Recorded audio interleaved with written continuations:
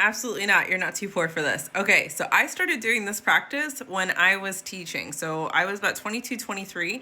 I had just gotten married and we had $76,000 worth of student loan debt. They were all private loans and they could not be consolidated. And it was a hefty amount of money that we had to pay to that every single month. And it was overwhelming. We had no idea how to master our money, no idea how to look at our finances. And we were like, this is crazy.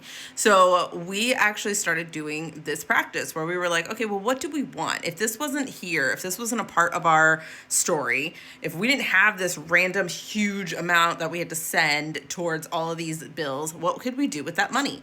And then we started dreaming about it. We could put it towards our savings. Oh, and if we got an emergency fund, then we could put it towards this, that, the other. And that was all it took. That was the thing for us constantly having that conversation for us to be like, we can do this. And we started working extra jobs. I mean, you're talking about, I'm going to say all the things that we did: clowning, cleaning homes.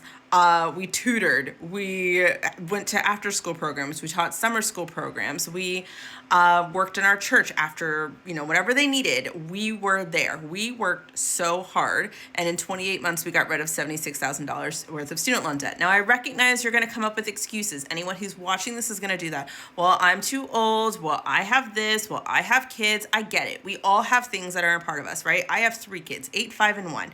I get it. I understand it. However, that was what we were dealt with, and we could have used the excuse that we don't make enough money because we're too young and we can't do things. But we were just like, no, let's go ahead and get it done. In 28 months, we got out of debt, and that was the thing that really catapulted us to being able to do so many things. But it started with this type of practice. So while looking at my numbers and looking at how much I want to bring in might have given you feelings of, oh my gosh, I don't make that much, so I shouldn't even touch this activity, I highly recommend that you step back and you think about it.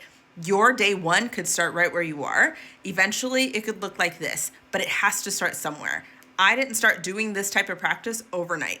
I started doing this practice over a decade ago. So you can do this too, and the more that you practice it and the more that you make sure that your money has intention, the more that you're going to be able to see actual fruition and actual savings and actual empowerment coming from your finances. If you want more information, follow along. Otherwise, I hope you have the best day, and I really hope that all of your financial dreams come true this year in 2026.